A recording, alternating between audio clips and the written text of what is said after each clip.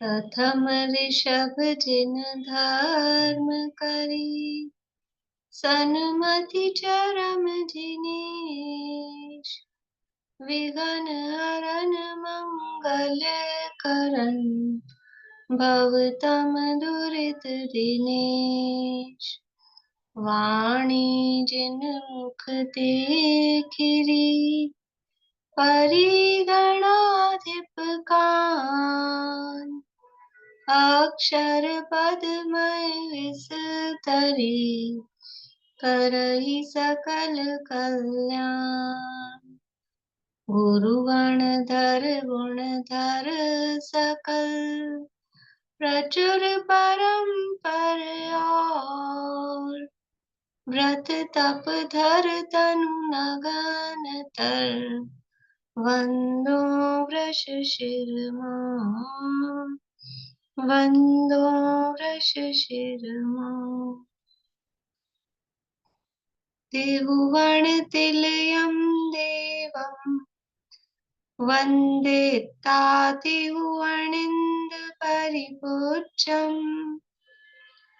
वोच्चं मणुपिहाओ, भव्यजनानन्द जननीयो। त्रिभुवन तिलक शत इंद्र वंदित, देव श्री अरहंत को। कर नमन करु अनुप्रेक्षाएं, भव्य को सुख कर आओ। कार्तिकेय अनुप्रेक्षा नामक ये ग्रंथ है, कार्तिकेय स्वामी द्वारा रचित। इसके अंतर्गत यहाँ धर्मानुप्रेक्षा की चर्चा अपनी चल रही है। धर्मानुप्रेक्षा की इसकी गाथा याद किया आपने रेणु जी? धर्मानुप्रेक्षा की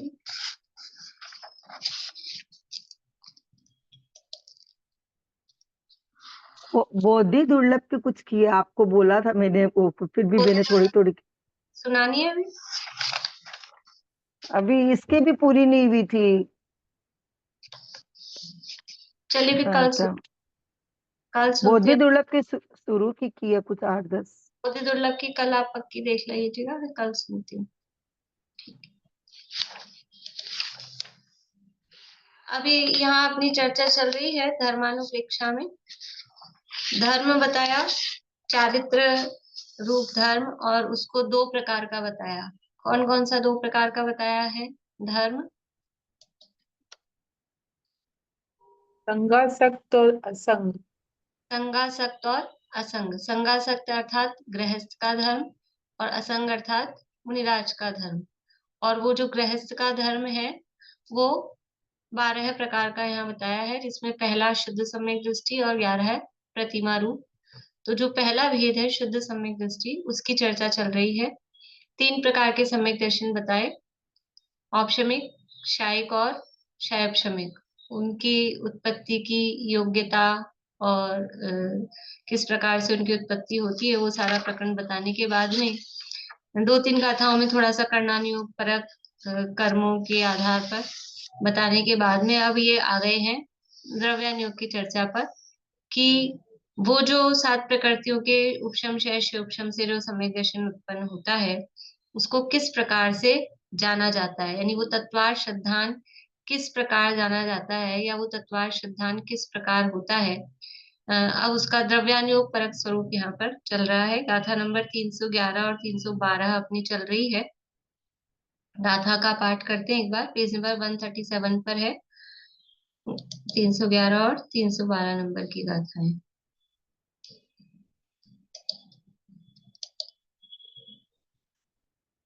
ज्योतच्मणीयन्तम् नियमा सद्दहदि सत्भङ्गेहिम्, लोयाणपणः वसदो व्यवहारपवत्तनाट्ठं च।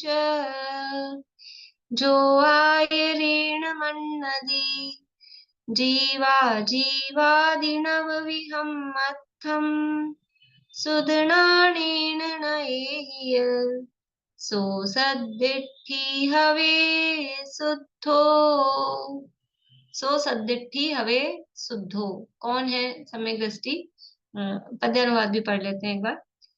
तत्व अनेकांत की श्रद्धा करे भंग सप्त से, लोक प्रश्न वशात जो व्यवहार वर्तन के लिए, शुद्ध ज्ञान या नय से ग्रहे, जीवादि नवविध तत्व को आदर सहित जो मानता, वह शुद्ध सम्यक दृष्टि है।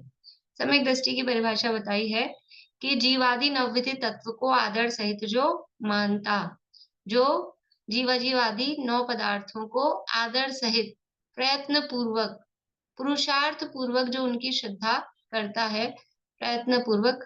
आदर सहित मतलब आइए आइए विराजिए, ऐसा आदर सहित का मतलब है बहुमान पूर्वक उनकी श्रद्धा करना, उसका नाम है ये आदर सहित जो मानता है वह सम्यक दृष्टि। तो वही तत्वार श्रद्धानम सम्यक दर्शनम यहाँ निकल के आता है उसका अर्थ। और जो ऊपर कहा तत्व अनेयंतम, तत्व अनेकांत की श्रद्धा करे, जो अनेकांत रूप तत्व की श्रद्धा करे और जीवादि नवविधि तत्व की जो श्रद्धा करे, आदर सहित माने, वह शुद्ध सम्यक दृष्टि है। तो अनेकांत रूप तत्व की श्रद्धा कैसे करे? तो उसके लिए कहा भंग सप्त से, 7 भंगों से, 7 प्रकार के भंगों से। अब ये 7 भंग कैसे हैं कि लोक प्रश्न वशात, लोयाण पणह वसदो, लोगों के प्रश्न के वश से, व्यवहार प्रवर्तनर्थम, व्यवहार के प्रवर्तन, व्यवहार वर्तन, व्यवहार में इसी तरह का वर्तन होता है, इसी तरह की प्रवृत्ति होती है।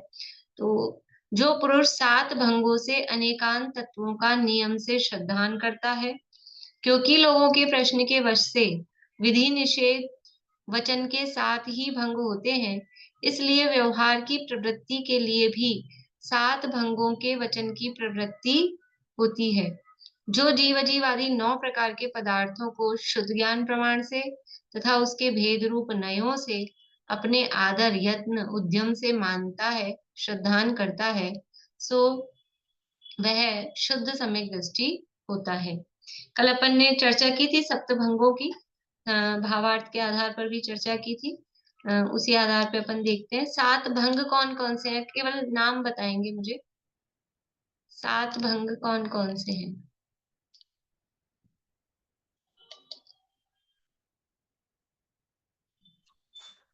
स्यात् अस्ति स्यात् नास्ति, स्यात् अस्ति नास्ति, स्यात् अवक्तव्य, स्यात् वक्तव्य, स्यात् वक्तव्य, स्यात् स्यात् वक्तव्य, अवक्तव्य, सात नहीं नहीं, गड़बड़ हो गई। हाँ, स्यात्, रुकिए 1 मिनट रुकिए, बोलिए विनीता आंटी, बोलिए। स्यात् अस्ति स्यात् नास्ति, स्यात् अस्ति नास्ति, स्यात् अवक्तव्य, स्यात् अस्ति अवक्तव्य, स्यात् नास्ति अवक्तव्य, स्यात् अस्ति नास्ति अवक्तव्य। ठीक है, स्यात् वक्तव्य अलग से नहीं है, वो जो स्यात् अस्ति है ना, उसी में वक्तव्य इंक्लूडेड है, मतलब गर्भित है, उसको बोला नहीं है।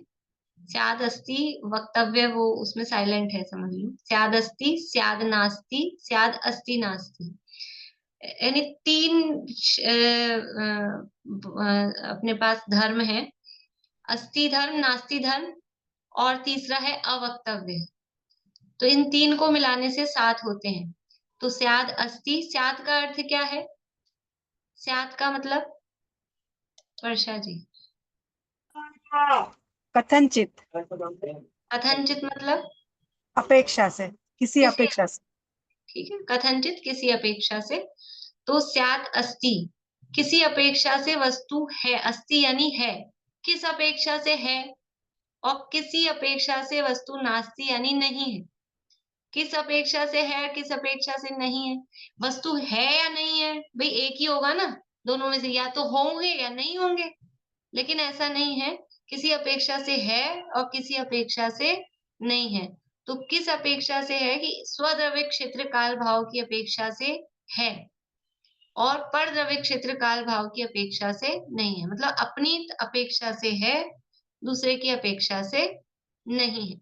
ये स्यात् अस्ति स्यात् नास्ति।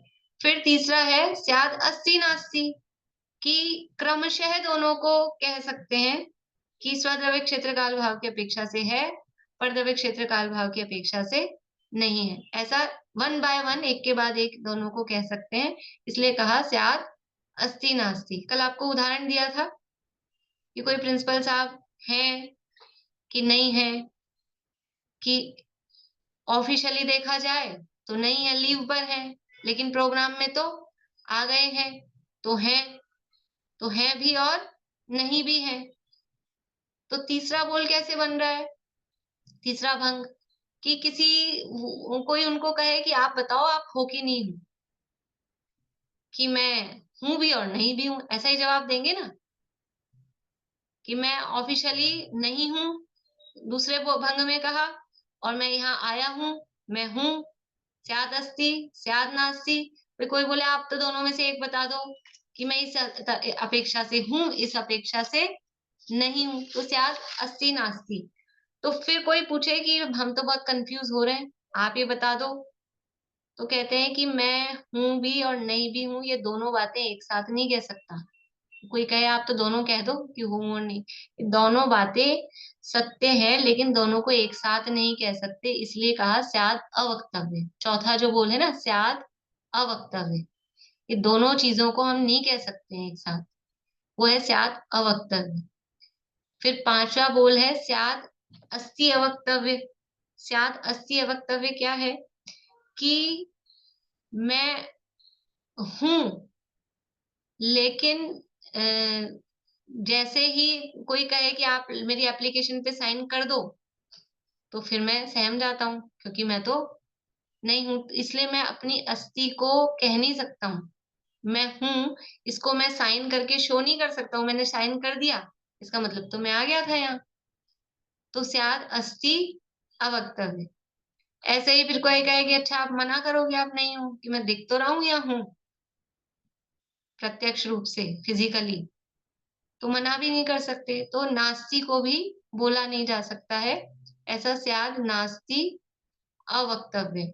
और जो सातवां बोल है स्याद् अस्ति नास्ति अवक्तव्य, कि मैं हूं कि नहीं हूं, ये दोनों को एक साथ नहीं बोला जा सकता है। मैं हूं और नहीं हूं, ये दोनों बातों को एक साथ नहीं बोला जा सकता है, ऐसा ये है स्यात् अस्ति नास्ति अवक्तव्य। तो ये वस्तु में इस तरह के 7 भंग प्रश्न, ये जो उदाहरण दिया ना, ये इसलिए कि वो इसमें दिया था पण है, मतलब प्रश्न के वश होकर, पण है वस दो। प्रश्न 7 प्रकार के हैं, 7 प्रकार से प्रश्न पूछ सकता है कोई, आप हो कि नहीं हो, कि बोल दो, कि ऐसे हो कि वैसे हो, इस तरह से। तो जीव के लोगों के प्रश्न 7 प्रकार के होते हैं। तो 7 प्रकार की जिज्ञासाओं के आधार पे ये 7 भंग, विधि निषेध के वचन के 7 भंग होते हैं। तो ऐसे वचन व्यवहार की प्रवृत्ति के लिए 7 भंगों से वस्तु को जानना, वस्तु को जानने की बात कर रहे हैं, तच्चम अणेयंतम। हमको किसी प्रिंसिपल को जानने की बात नहीं है, अपने आत्मा का स्वरूप किस प्रकार से जाने। अभी दोनों ही प्रकरणों में ये आत्मा के स्वरूप की चर्चा चल रही है।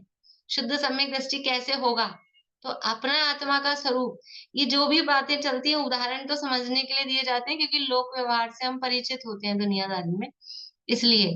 पर हमको उदाहरण में नहीं अटकना है, यहाँ तो अपने स्वरूप का निर्णय करना है कि मैं हूं कि नहीं हूं, मेरा क्या स्वरूप है।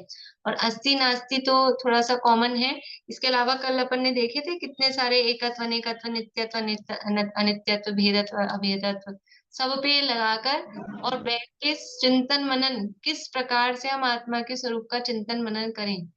पहले विकल्पों में आत्मा का स्वरूप आएगा, तब कहीं जाके वो प्रत्यक्ष अनुभूति का विषय बनेगा। अभी तो विकल्प ही हमारे दुनियादारी के चलते हैं, विषय कषायों के चलते हैं, पंचेंद्रियों के भोगों के चलते हैं। तो आत्मा विकल्पों में तो आए, ये तो चले कि कैसा आत्मा का स्वरूप है। उसके लिए यहाँ पर ये हमको कुछ समझ लो आधार यहाँ दिए गए हैं, इस आधार पे आत्मा के स्वरूप का चिंतन मनन करें, तो वही विचार चलते चलते फिर वस्तु विचारत ध्यावते, ये विचार चलते जाएंगे, फिर मन थक जाएगा तो मन पावे विश्राम, और जब वो मन थक जाएगा और विश्राम को प्राप्त होगा तब वो रसवादत सुख उपजे, अनुभवता को नाम, तो वो आत्मा का अनुभव होता है। बोलिए आशांति। ये सप्तभंग अपन आत्मा में लगाए, तो वो जो एक है ना, शाद अस्ति नास्ति अवक्तव्य, उसमें कैसे लगाएंगे? स्याद अस्ति नास्ति वक्तव्य जो सातवां है, तो उसमें कि भाई आप ये बता दो कि आपके अस्तित्व को नहीं कहा जा सकता है, नास्तित्व को भी नहीं कहा जा रहा है, दोनों को एक साथ भी नहीं कहा जा रहा है, तो फिर आप क्रम से कह दो, एक के बाद एक कह दो। तो कह रहे हैं कि मैं अपने अस्तित्व और नास्तित्व को जब हम क्रम से वन बाय वन भी कहने के लिए तैयार होते हैं कि भी हम अपने अस्तित्व को और नास्तित्व को कह दें, तो भी वो बातें हमारे को ख्याल में आ जाती है कि इस अपेक्षा से तो मैं नहीं हूँ, इस अपेक्षा से तो मैं हूँ।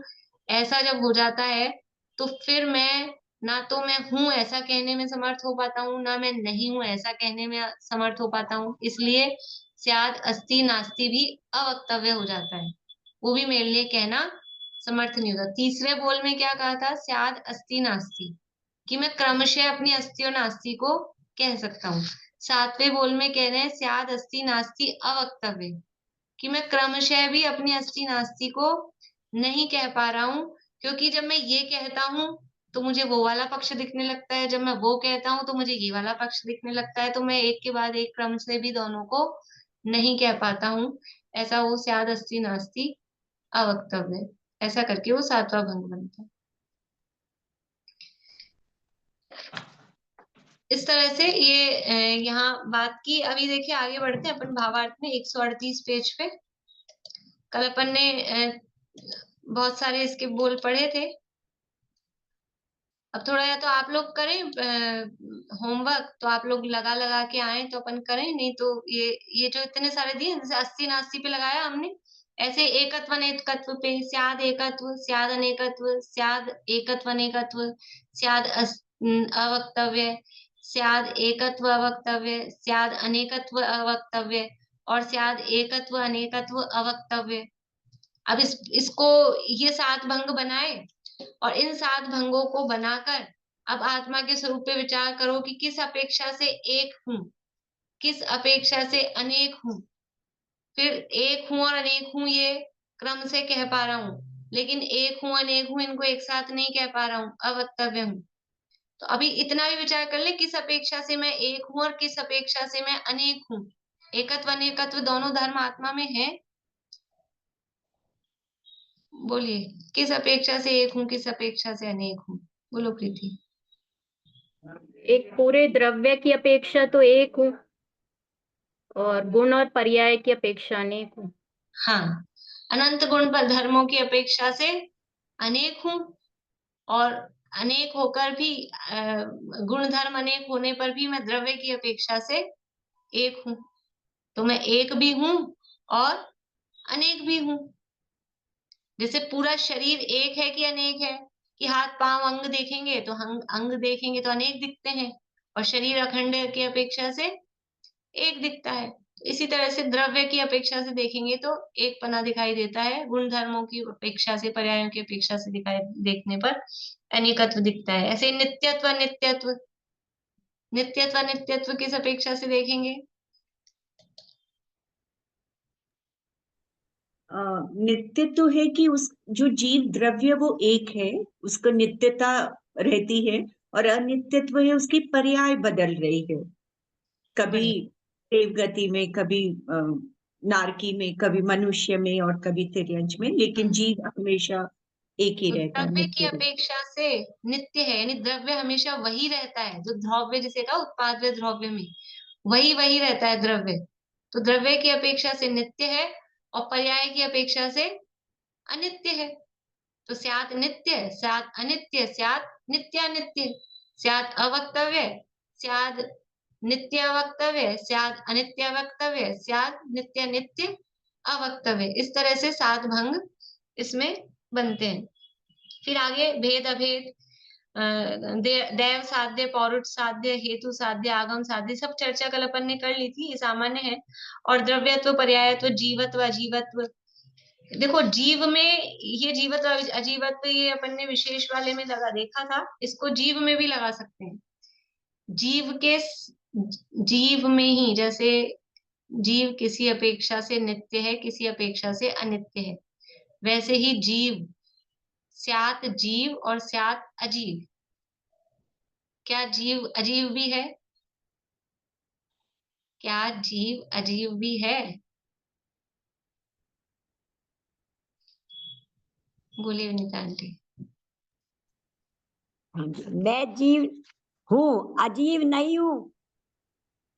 नहीं, मैं ये कैसे बना? मैं जीवत्व। तो ये दूसरी तरह से हो गया, ये अनेकांत है, ठीक बात है, लेकिन मैं बोल रही हूँ स्यात् जीव स्यात् अजीव, ऐसा हाँ, लगाना है। दूसरे द्रव्य की अपेक्षा मैं अजीव हूँ। दूसरे द्रव्य की अपेक्षा, दूसरा द्रव्य जो है वो अपने को जीव मान रहा, उसकी अपेक्षा से मैं अजीव हूँ।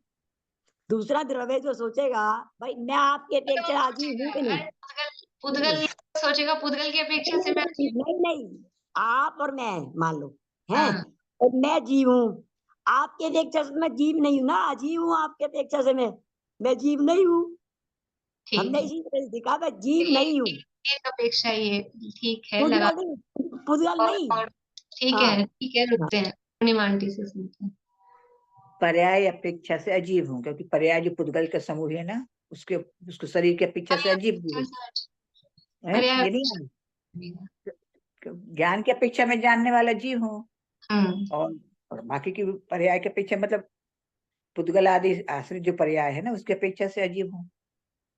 आप या तो बोल नहीं पा रहे हैं, मतलब कुछ जा रहे थे आप, लेकिन फिर गड़बड़ हो गई, आप वापस घूम गए। ज्ञान ज्ञान देखिए, की अपेक्षा।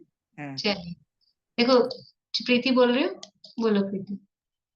मतलब इसमें दोनों धर्म है, जीव धर्म है तो ये जीव है, लेकिन अजीव धर्म जो है वो उससे अजीब नहीं बन रहा है, अजीब उसमें प्रवेश नहीं कर रहा, कुछ इस टाइप। देखो जीव जो कहा जाता है ना, जीव मतलब चैतन्य ज्ञान गुण की अपेक्षा से जीव कहा जाता है, चेतना की तरफ से। तो जीव स्यात् जीव और स्यात् अजीव तो ज्ञान गुण की अपेक्षा से जीव है, और अन्य गुणों की अपेक्षा से, वो अन्य गुणों की अपेक्षा से उसको मतलब उसमें चैतन्यता नहीं है।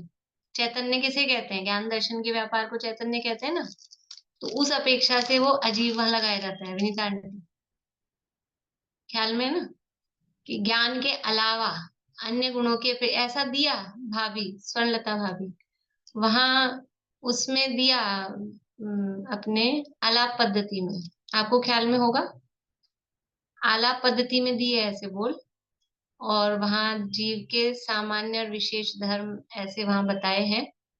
तो वहां ऐसा दिया कि ज्ञान की अपेक्षा से जीव है या चेतन है, और अन्य गुणों की अपेक्षा से अजीव या अचेतन है। और ये वाली अपेक्षा भी लगाई जा सकती है अन्य जीवों के लिए, मैं अजीब हूँ, मेरे लिए अन्य जीव अजीब हैं, मेरा चैतन्य उनमें नहीं, उनका चैतन्य मुझ में नहीं, वो अपेक्षा भी लगती है। यहाँ पर एक ही जीव के जो गुणों की अपेक्षा से, ज्ञान की अपेक्षा, क्योंकि ज्ञान से ही चैतन्य का को पकड़ा जाता है, चैतन्य यानी ज्ञान का व्यापार। तो ज्ञान वो चैतन्य स्वरूप है, और अन्य जीव वो अचेतन स्वरूप या अजीव रूप है, ऐसा भी उसमें कहा जाता है। ठीक है, तो वो थोड़ी बारीक बात है, वह इस तरह से ये यहाँ पर ये चर्चा हुई, ये सब अपन ने कल देख लिए थे। बाकी स्पर्श गंध वर्ण और मूर्तत अमूर्तत आगे पढ़ते हैं अपन, इसी के आधार पे आगे बढ़ते हैं। देखिए भावार्थ में 138 पेज पे कार्तिक अनुप्रेक्षा में बीच में से देखेंगे, सो उनके प्रश्न के वश से।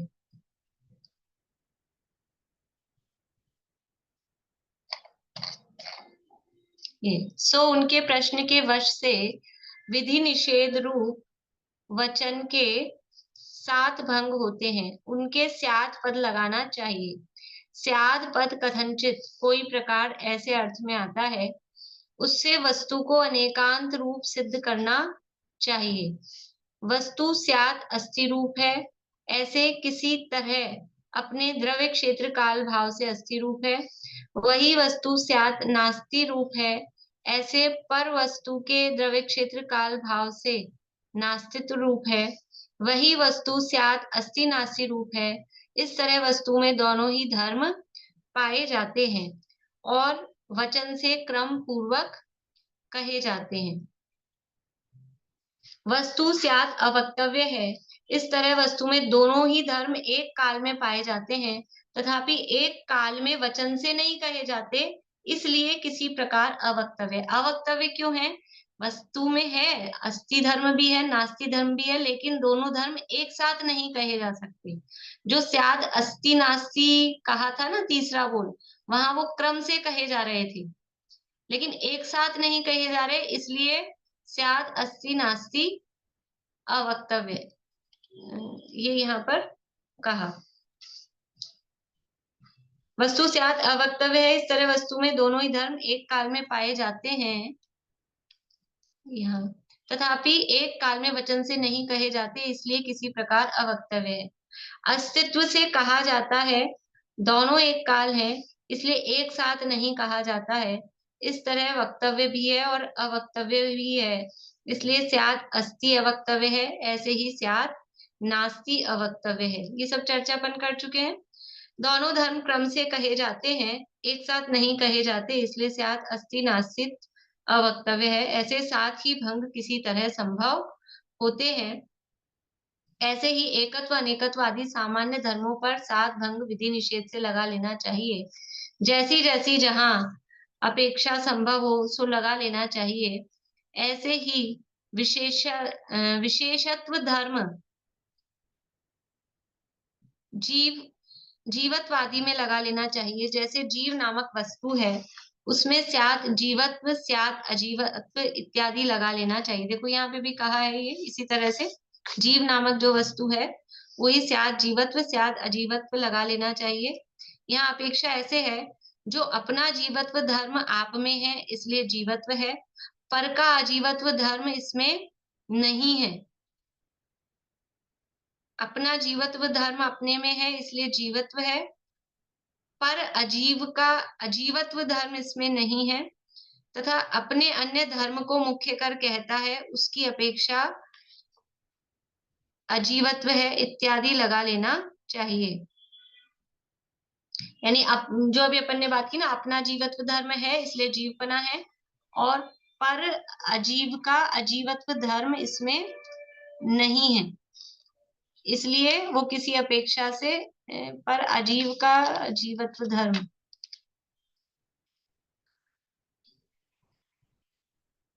ये पीडीएफ में ठीक है, अपने इसमें गलत छपा है, पर अजीव का अजीवत्व धर्म इसमें नहीं है।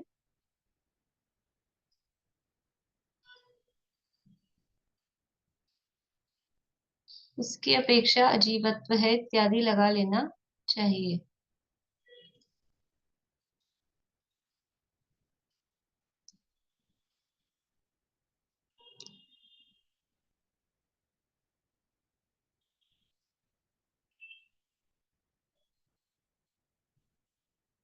इसको मैं और उसमें देखूंगी, पुरानी वाली में, फिर बताऊंगी आपको कल इसको देख के ये अजीवत होगा कि जीवत होगा।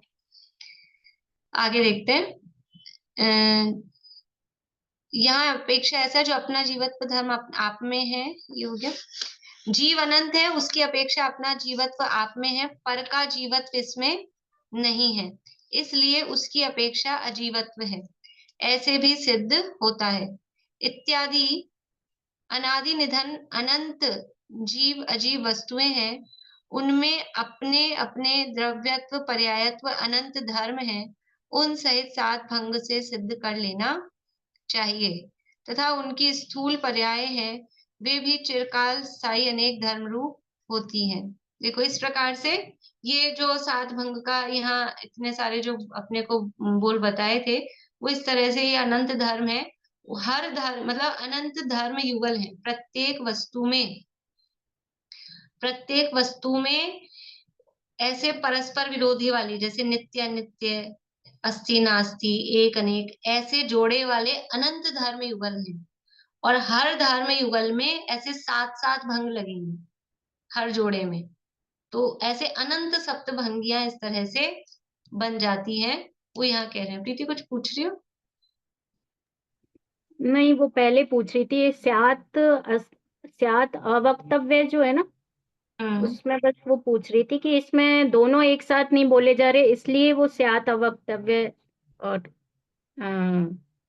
स्यात अस्तित्व अवक्तव्य और स्यात नास्तित्व अवक्तव्य, और जो स्यात अस्तित्व नास्तित्व अवक्तव्य लगभग एक जैसे से लग रहे हैं, वो एक साथ नहीं बोल पा रहे अपन, तो फिर ये लग रहे हैं तीनों। वो लगते ऐसे, लेकिन मतलब जैसे उसमें ऐसे होता है कि पहले तो कोई वो कह रहा है मैं हूं भी, तीसरे में कहा मैं मतलब है भी और नहीं भी है, तो वो बोलता है कि ठीक है आप एक बता दो ना जो भी है, तो वो कह रहा है कि मैं ना तो ये कह सकता हूँ मैं हूं, ना मैं ये कह सकता हूँ कि मैं नहीं हूं, तो वो चौथा बना अवक्तव्य। और फिर पांचवे में कह रहे हैं कि अच्छा आप हो ये तो बोलो, तो वो कह रहा है कि मैं हूं, ऐसा अगर मैं कहने जाता हूँ तो वो मैं जो एब्सेंट हूँ मुझे वो दिखने लग जाता है, तो मैं अपने अस्तित्व को भी कह नहीं पा रहा हूँ, तो अस्तित्व है वक्तव्य। पहले में था शायद अस्थि, वो अस्थि को मैं कह पा रहा था, और ये पांचवे में मैं अपने अस्तित्व को नहीं कह पा रहा हूँ, और फिर वो कहे कि नहीं अच्छा मैं नहीं हूँ, ऐसा कह दो कि आप नहीं हो, तो मैं ये भी नहीं कह पा रहा हूँ क्योंकि मैं प्रेजेंट तो दिख रहा हूँ यहाँ पर, तो मैं अपने नास्तित्व को भी नहीं कह पा रहा हूँ। तो फिर आप हो कि नहीं हो कि क्या हो, तो मैं वहां तो क्या था शायद अस्ति नास्ति तीसरे में कि मैं दोनों को क्रम से कह पा रहा था, लेकिन सातवें वाले में कि अस्ति नास्ति दोनों को क्रम से भी मैं कह ही नहीं पा रहा हूँ कि क्या हूँ, इसलिए वो शायद अस्ति नास्ति अवक्तव्य, ऐसे करके सात बने। देखो आगे,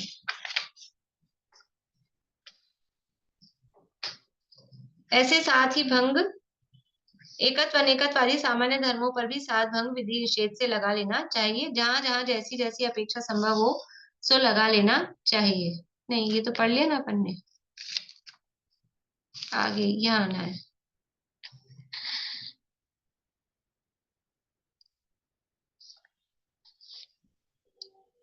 अनादि निधन 139 पेज पे बीच में से मतलब छठी सातवीं लाइन है।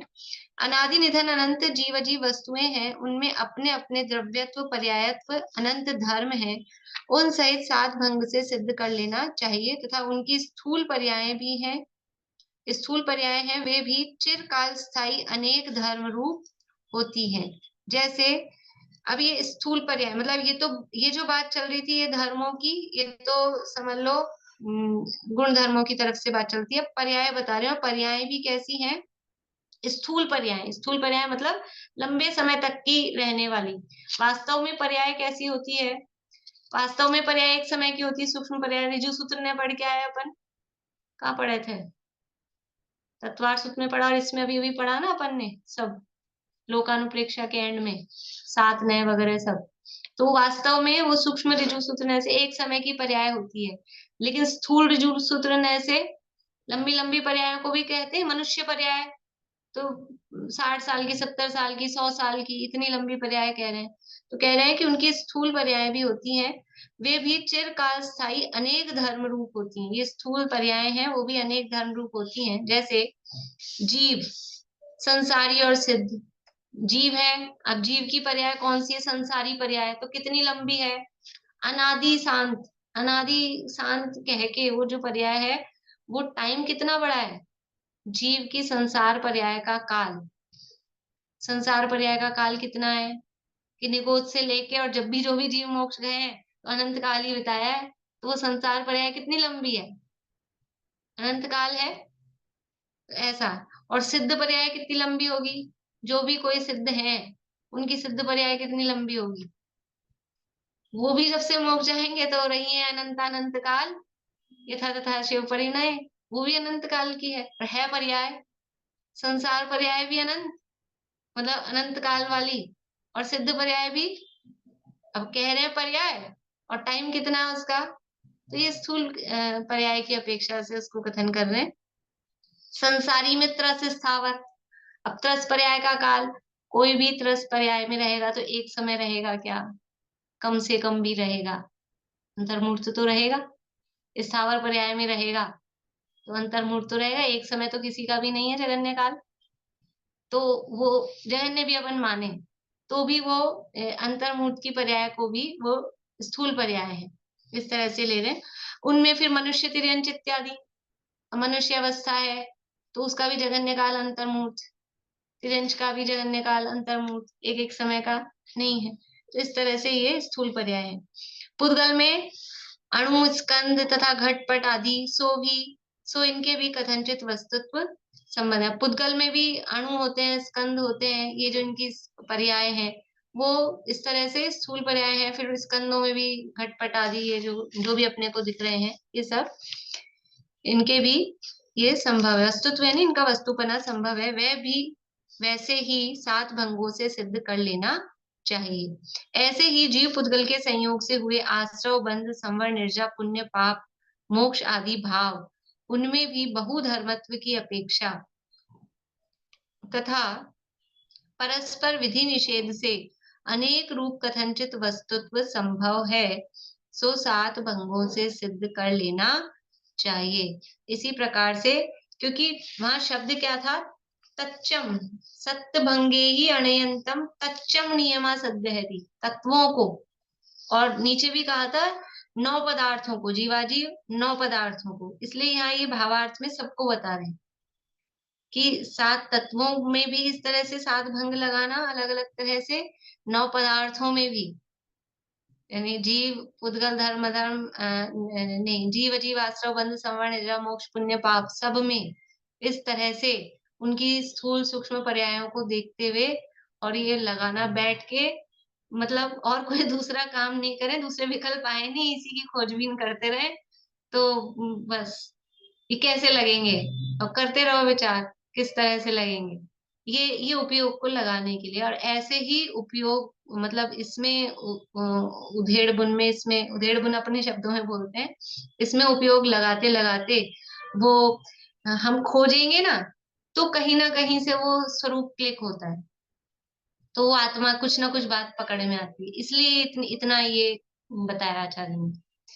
क्योंकि हम तो, आप तो सीधा सीधा से बता दो यूं ये लो ये आत्मा, तो ऐसे नहीं पकड़ में आता है, वो खुद को मेहनत करके समझ में आएगा स्वरूप। तो क्या मेहनत करें, कैसे मेहनत करें कि इस प्रकार से उसमें चिंतन मनन विचार आत्मा के स्वरूप का, कि कैसा स्वरूप होगा, कैसा स्वरूप होगा। खाली मतलब सुनना शब्दों से बताया गया आचार्य के माध्यम से, अब उसके बाद खुद को उसमें, जैसे गाय जुगाली करती है, ऐसे ये जुगाली की चीजें हैं कि उसको किस तरह से यहाँ विधि निषेध परक से यहाँ लगाया जाए। तो ये करना है, होमवर्क कहा है आचार्य देव ने, तो करना है सबको इस तरह से, ये कैसे लगेगा, लगा लगा कर देखना है, ठीक है ना। ये बैठ के आशा आंटी तो कह रही है आप ही बता दो पका लगा लगा के, मैं लगाऊंगी तो मुझे मिलेगा, आप लगाओगे तो आपको मिलेगा, सबको अपना अपना करना है, ठीक है ना।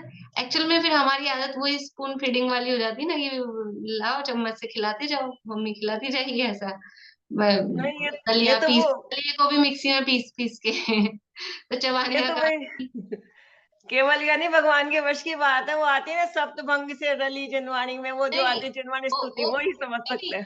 केवल ज्ञानी भगवान की नहीं है ये, तो ये अपन, मतलब कुछ बातें होंगी केवल ज्ञानी भगवान के गम में, लेकिन ये तो ये आत्मा का स्वरूप का विचार चिंतन मनन करने तो के लिए। बताओ, अपन इतनी चीजों में सप्तभंग कहाँ लगा पाएंगे, एक सीधा सीधा अरे नहीं लग रहा। जितने शब्द दिए ना खाली उसमें तो लगा लें, और अनंत में तो कौन लगा पाएगा, अरे लेकिन ये इतने, अपने को 10 यही बार अनंत हो रहे दिए हैं, हैं ना। यही अनंत हो रहे हैं, यहाँ तो जान को इसमें कहाँ, देखो आप कितनी चीजें लिख रही है, सारे द्रव्य देखो उसमें, सारी उनमें, एक पर्याय वो उनमें, चलता है, सब कितनी चीजों में। जिन खोजा तिन पाइया, गहरे पानी पैठ, और मैं सा, बौरी डरी, यही 7 तत्वों मिलते में, जाए। जो डरेगा कि मैं तो डूब जाऊंगा किनारे पे रहेगा, तो उसको तो रतन मिलेंगे नहीं। जो नीचे जाके गोता लगाएगा, रतन तो उसी को मिलेंगे। तो थोड़ा सा गोता तो खुद को लगाना पड़ेगा। 7 तत्वों में भी लगाया है। हाँ, 7 तत्वों की ही बात कर रहे हैं ना, 7 तत्वों में किस प्रकार से लगाया जाएगा, थोड़ा सा सोच के आना आप लोग। कल करेंगे, अगर आप लोग करके आओगे तो फिर करेंगे मेहनत, नहीं तो फिर ठीक है, अपन तो आगे बढ़ ही रहे हैं। बोलिए। 47 नयों में भी ये जो सप्तभंगी है वो लगाई जाती है। हाँ, अभी नागपुर में हम लोगों ने जब तत्वार सूत्र पढ़ा ना, तब उसमें हमने ये सारे प्रयोग करे। तो यही है, अच्छा है आप लोगों का, तो यही चलता है पूरी घुटाई। तो मतलब ये यही करना है, यही जैसे 47 नयों में जो अपन ने पढ़े थे, तो उसमें सारे वो परस्पर विरोधी वाले थे ना, तो हर में हाँ, लगानी है सप्तभंगी। बिल्कुल। अच्छा, मैं ये कह रही जो अवक्तव्य है, तो अवक्तव्य में स्याद लगेगा क्या? स्याद तो लगेगा ही ना, बताइए आप विशेष। अवक्तव्य है तो स्याद, फिर जब हम कह नहीं सकते तो कथनचित की क्या जरूरत है उसमें? क्योंकि कह भी तो रहे हैं ना, वक्तव्य भी तो हो रहा है ना, सर्वथा हो जाएगा स्याद नहीं लगाएंगे तो। विचार करेंगे। और आप बताइए, बता दीजिए आप जो भी है विशेष। नहीं, मेरा यही है कि अगर अवक्तव्य है तो, और हमने कथनचित कहा, जब हम कह ही नहीं रहे हैं उसको, तो फिर कथनचित अवक्तव्य है ऐसा किस अपेक्षा से आएगा? चलिए और विचार करते हैं। ठीक है। ये स्वर्णलता भाभी हैं, डॉक्टर हैं, पीएचडी डॉक्टर हैं, बहुत अच्छी विदुषी हैं, नागपुर से हैं, अपने पंडित राकेश जी जो पंडित जी हैं उनकी धर्मपत्नी है। चलिए बोलो प्रीति। भाभी जैसे ये अस्तित्व और नास्तित्व है कि मैं हूँ और मैं उसकी अपेक्षा नहीं हूँ, जैसे मैं प्रीति हूँ और मैं प्रशम नहीं हूँ, तो प्रशम नास्तित्व होगा या प्रशम धर्म होगा मेरे अंदर?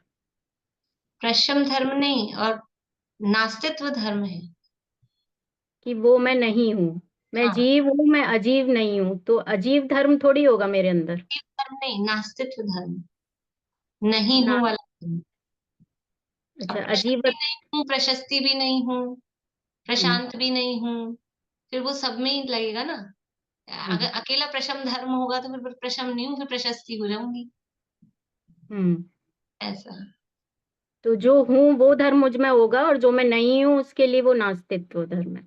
हाँ, तो इसीलिए अजीवत्व तो नहीं बनेगा फिर। की अपेक्षा से हूँ, और पर द्रव्य क्षेत्र काल भाव की अपेक्षा से नहीं हूँ, तो वो सब पर आ गए उसमें।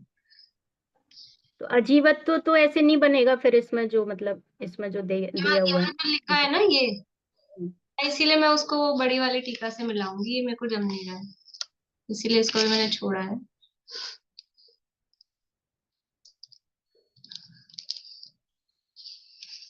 चलिए इस तरह से ये यहाँ पर ये सब में 7 भंगों से इसको सिद्ध कर लेना चाहिए।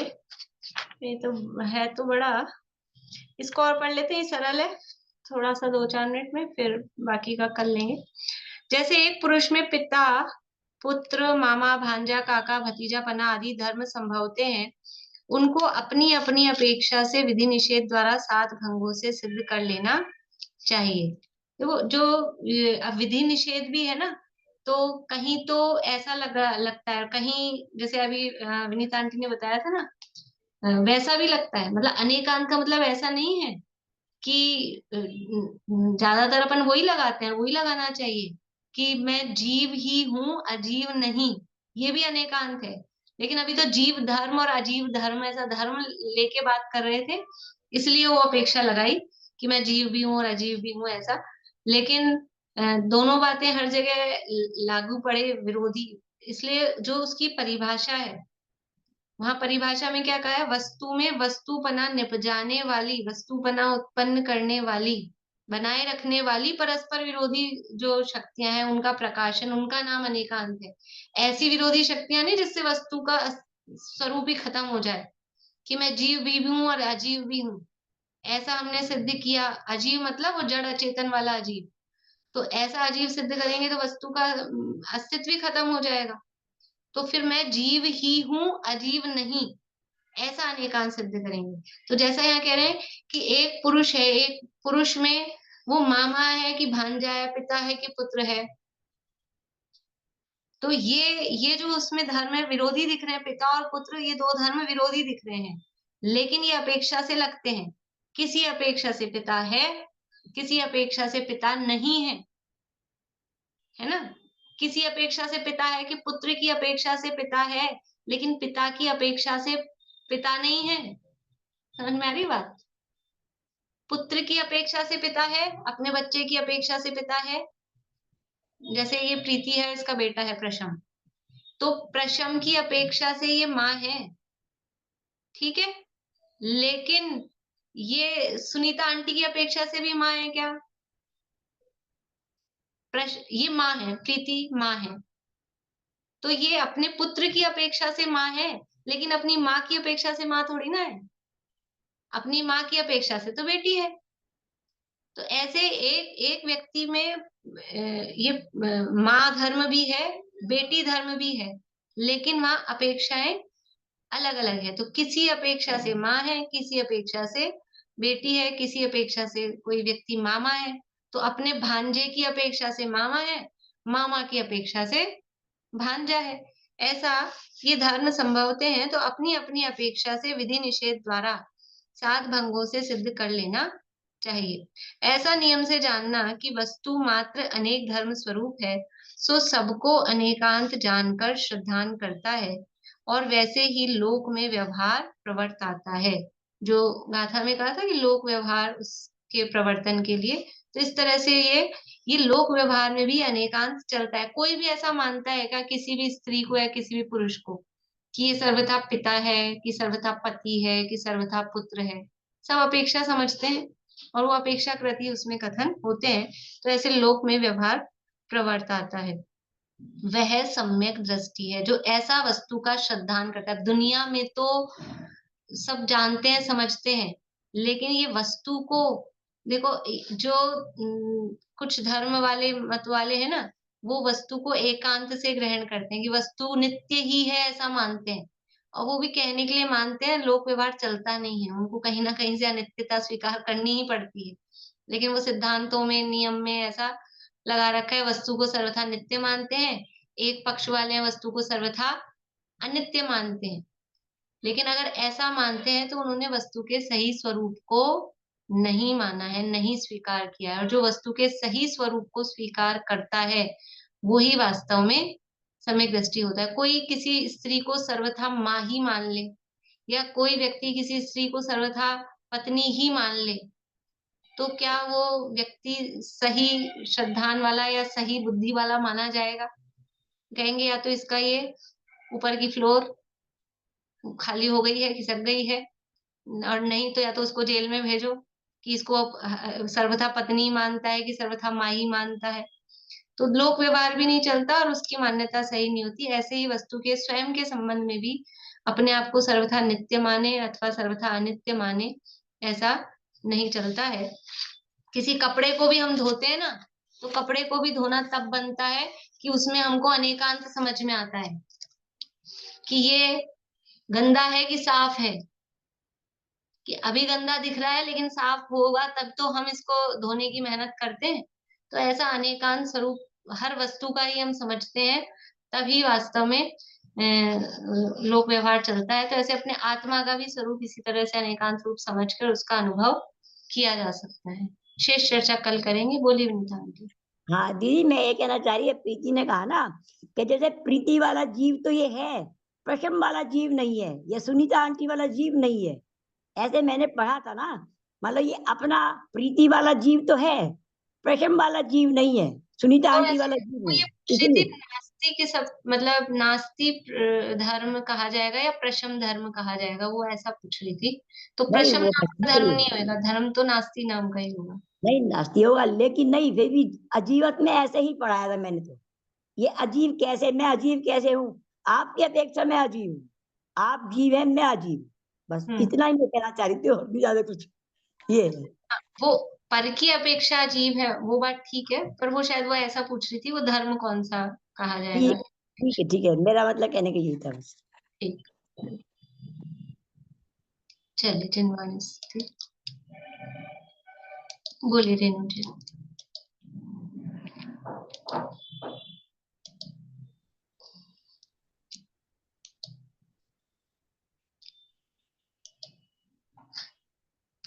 अहिंसामयी हो प्रवृत्ति सहज ही, जीवन का आधार हो सत्य सुख में।